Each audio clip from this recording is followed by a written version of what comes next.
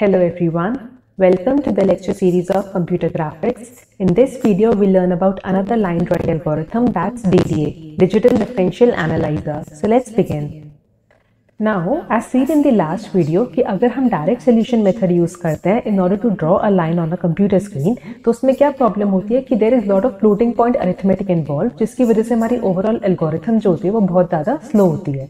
So in order to avoid that, we have come with a new algorithm that is DDA, Digital Differential Analyzer. So DDA algorithm reduces the computations that are involved in the direct method and it increases the speed of computing the integer pixels. So let's see how we do it. Now we have seen, as seen in the last video, that this is the equation of a straight line. M को हम इस तरीके से भी represent कर सकते हैं. Let's say if y1 and y0 are my y coordinates of a point on my line and x1 and x0 are the coordinates of the x coordinate. So M is also the ratio of the vertical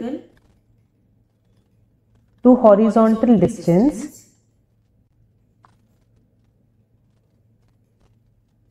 between any two points on a line.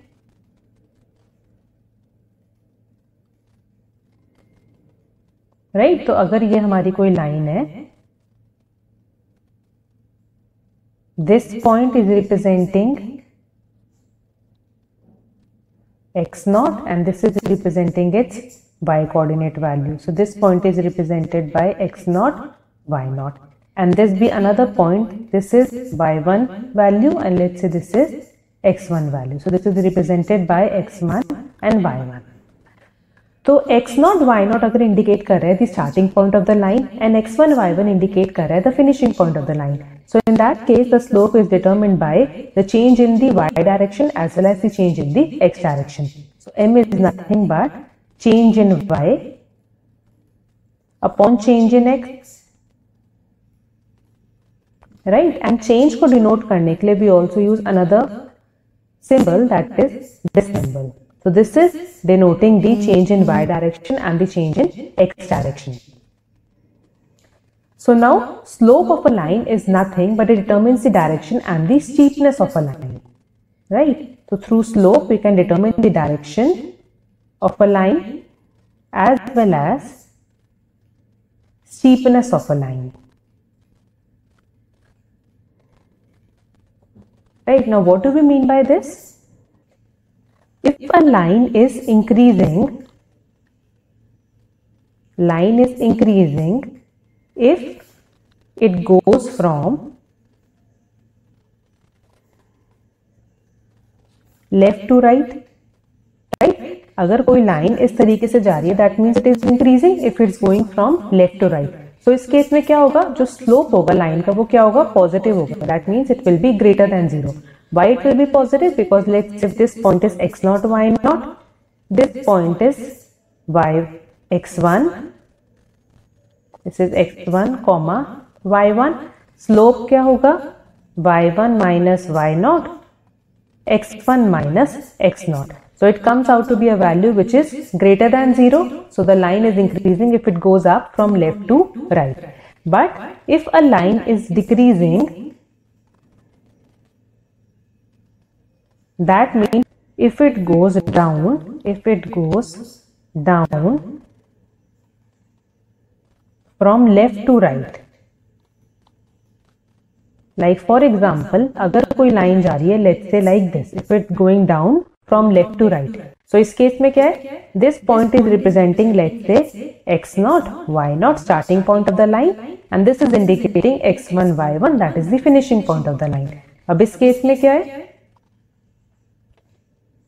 change in x क्या होगा, change in x is x1 minus x0. So this value is definitely greater than 0. But अगर हम change in y देखें, change in y क्या है, y1 minus y0. अब क्योंकि y1 की जो वैल्यू है वो लेस है than the value of y0, तो क्या होगा, this value will come out to be negative and because of which the slope of the line comes out to be less than 0. So a line is decreasing if it's going down from left to right. In that case the slope of a line comes to be less than 0. And if the third case says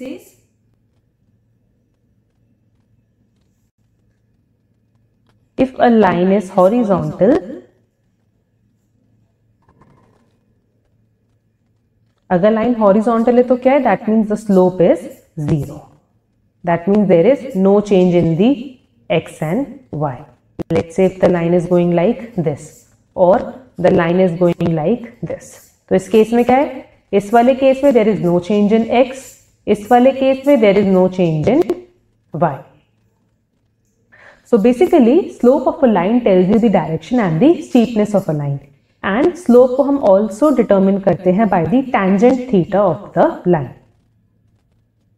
So let's say if this is my line, this is denoting the angle theta. This value is x naught, y naught. This value is x1, y1.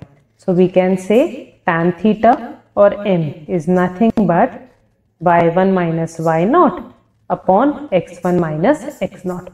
Or we can also say that change in y upon change in x.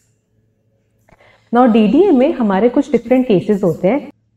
तो DDA algorithm के लिए हमें सबसे पहले क्या करना है, अगर हमें किसी भी लाइन को ड्रॉ करना है तो उस लाइन के हमें स्टार्टिंग पॉइंट गिवन होगा और उस लाइन का हमें फिनिशिंग पॉइंट गिवन होगा. So this will already be given in the question. तो ये है स्टार्टिंग पॉइंट और ये है फिनिशिंग पॉइंट. तो starting point and finishing point से हम कैलकुलेट कर सकते हैं what is the value of change in x. Change in x will be x1 minus x naught. Similarly, we can calculate the value of change in y, which will be y1 minus y naught, and we can calculate the slope, which will be delta y upon delta x. Now हम y coordinate की value initially ले लेते हैं y naught, that is the starting point of our line. Y naught क्या है हमारा, y coordinate of the starting point. Y naught is the y coordinate of the starting point, right? So this is our first point. तो ये हमारा basically क्या है, first pixel है जो हमें ड्रॉ करना है in order to draw this line on our screen. So now the case one of DDA says अगर डेल्टा x की जो वैल्यू है, अगर हम एब्सोल्यूट वैल्यू लें, the absolute value, so these are indicating the absolute value of x. तो अगर absolute value of x जो है वो ग्रेटर है या इक्वल है than the absolute value of y. What do we mean by this, अगर चेंज इन x की जो वैल्यू है वो ग्रेटर है than the value of change in y, that means delta y upon delta x. ये क्या है, slope है. डेल्टा x की जो वैल्यू है अगर इक्वल हो जाएगी डेल्टा y के तो क्या होगा, स्लोप की वैल्यू क्या हो जाएगी, 1 के इक्वल हो जाएगी. बट अगर डेल्टा x की वैल्यू जो है वो ग्रेटर है देन डेल्टा y, तो उस केस में क्या होगा, the value of this slope is less then 1. That means its denominator is greater than the value of the numerator, which means the value of this overall value is less than 1. So this is the case when the slope comes out to be less than 1. Less than 1, but we can say it's greater than 0. तो उस case में हमें क्या करना है, delta x की जो value है, if this is true, if this condition comes out to be true, then we have to assign delta x value as 1. हम डेल्टा x को असाइन कर देंगे as 1. दैट मीन्स इसका क्या मतलब है, जो हमारी लाइन है वो कुछ इस तरीके से जा रही है. If this is my graph paper, this is x naught and this is x1, y1. The line is going something like this. So let's say this is value x coordinate, suppose ये value है 1. So next x की क्या value होगी, 2. Next x की क्या value होगी, 3. Next x की क्या वैल्यू होगी, 4, जब तक हम x1 तक नहीं पहुंच जाते. तो अगर डेल्टा x की वैल्यू ग्रेटर आती है या इक्वल आती है डेल्टा y के, तो उस केस में जो चेंज इन x की वैल्यू होगी वो क्या होगी, 1 होगी. तो अब आप x कोऑर्डिनेट को कैसे कैलकुलेट करेंगे, x coordinate of the next pixel will be xi plus 1 will B, जो हमारी ओरिजिनल x वैल्यू है, plus 1. So this is how, or you can say instead of 1 replace it by delta x. Delta x की value 1 ही है, तो चाहे 1 लिखो या delta x लिखो, it's one and the same thing, but it's better to use delta x mathematically.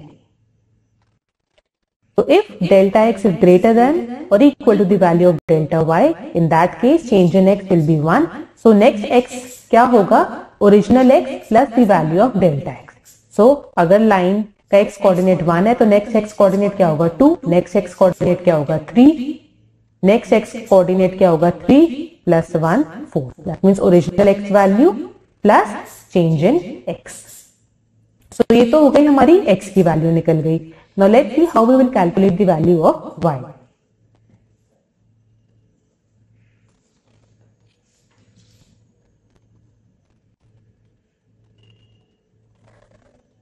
अब y की क्या वैल्यू, x की वैल्यू आई है x i plus 1। That means next pixel का जो x कोऑर्डिनेट है वो क्या होगा original x pixel plus change in x।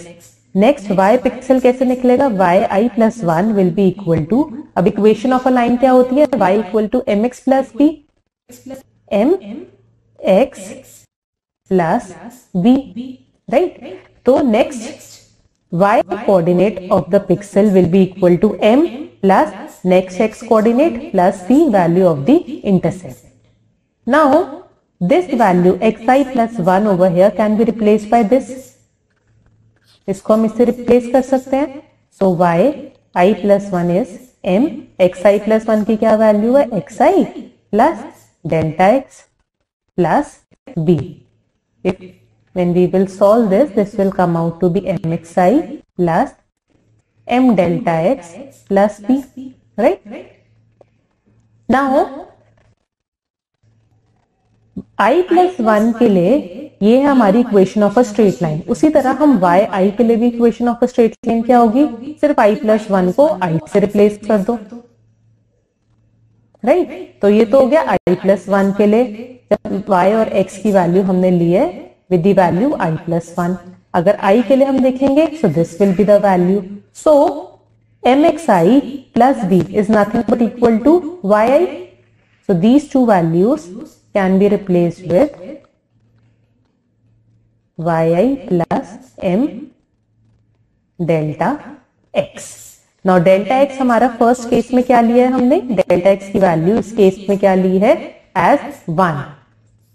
this we have taken over here, so now replace this delta x with 1। तो जब हम delta x को 1 से replace कर देंगे so this will come out to be yi plus 1 equals to yi plus m। अब क्योंकि m क्या है फ्लोटिंग पॉइंट वैल्यू है तो yi plus 1 की भी वैल्यू क्या आएगी फ्लोटिंग पॉइंट आएगी, so we need to round off this value।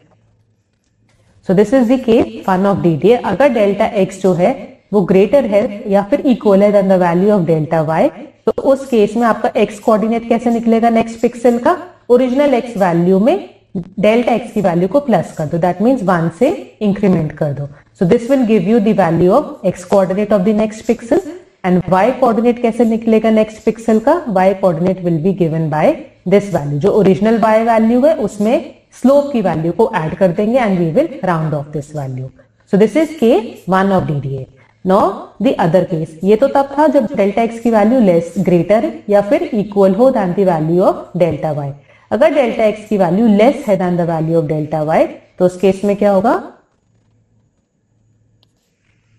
If delta x value is less than the value of delta y। इसका क्या मतलब है, delta y upon delta x जो है that is equal to m। So if delta y is greater than delta x, so that means the value of my slope comes out to be greater than 1। So basically अब line कैसे जा रही होगी आपकी, line जा रही होगी कुछ इस तरीके से, जहां पे चेंज इन y बहुत ज्यादा होगा पर चेंज इन x जो है वो बहुत कम होगा। तो अगर आप इस लाइन के लिए देखें, this is my x0 y0, this is x1 y1। Now अगर हम ध्यान से देखें जो चेंज इन x है वो बहुत कम है compare to change in y, right. So that is why the slope comes out to be greater than 1 in this case. So अब यहाँ पे हम क्या करेंगे, बस हमें रिवर्स कर देना है, m is equals to delta y upon delta x, और we can say y1 minus y0 x1 minus x0। अब क्योंकि डेल्टा y ग्रेटर है डेल्टा x से, so this whole value comes out to be greater than 1, right. So अब यहाँ पे क्या करना है, वहां पे लास्ट केस में चेंज इन x जो है वो बहुत ज्यादा था, तो हमें नेक्स्ट x कोऑर्डिनेट निकालने के लिए ऑफ द नेक्स्ट पिक्सल हमें बस उसको इंक्रीमेंट करना था बाय 1। अब यहाँ पे क्या है, यहाँ पे उल्टा है, यहाँ पे जो y है वो उसका चेंज जो है वो ज्यादा है। तो नेक्स्ट y कैसे निकलेगा, ओरिजिनल y में 1 को ऐड कर दो। तो लेट्स से अगर ये वैल्यू है 1, तो नेक्स्ट y कोऑर्डिनेट कैसे निकलेगा, original value plus change in y। अब यहाँ पे चेंज इन y की क्या वैल्यू होगी, change in y will be 1। जैसे वहां पे चेंज इन x 1 था, यहाँ पे क्या है, change in y will be 1। So now new y coordinate will be given by original y coordinate plus change in y, right? And change in y की क्या वैल्यू है, 1 है।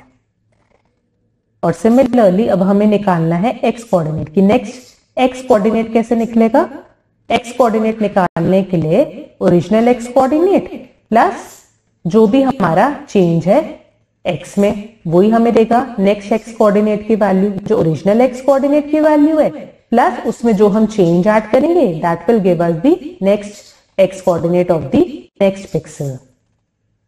Now xi plus 1 is equal to xi plus change in x को हम ऐसे लिख सकते हैं, this value can be written as delta y upon m, right? So replace this delta x over here with this value, that is delta y upon m. अब delta y की value इस case में क्या है, 1 है। delta y की value है 1, तो xi plus 1 upon m. So this will give you the next pixel x coordinate value of the next pixel. तो y coordinate कैसे निकलेगा, बस हमें 1 को ऐड करना है। एंड x coordinate कैसे निकलेगा, हमें ओरिजिनल x में 1 by m की वैल्यू को ऐड करना है। So again this will be a floating point value, तो हम इसको क्या कर देंगे, राउंड ऑफ कर देंगे to the nearest pixel. So this is how we will calculate the values in the two cases. So let's summarize this. Case 1 में क्या था, डेल्टा x की वैल्यू जो है अगर ग्रेटर है या इक्वल है डेल्टा y के, सो इस केस में delta x will be 1, x new x coordinate will be given by original x coordinate plus delta x, and new y coordinate will be given by original y coordinate plus m. और case 2 से अगर delta x की value less है then delta y, so in that case delta y की value क्या हो जाएगी, 1, new y coordinate will be original y coordinate plus delta y, and new x coordinate will be original x coordinate plus 1 by m. So this is the DD algorithm. Now direct solution method में क्या problem थी कि वहां पे floating point multiplication भी involve था, floating point division भी involve था, बट उन सबको रिड्यूस करके हमने DDA में क्या किया है, सिर्फ हमारे 2 ऑपरेशन अभी यूज हो रहे हैं। एक तो फ्लोटिंग पॉइंट अरिथमेटिक यूज हो रहा है, and the second is the round function.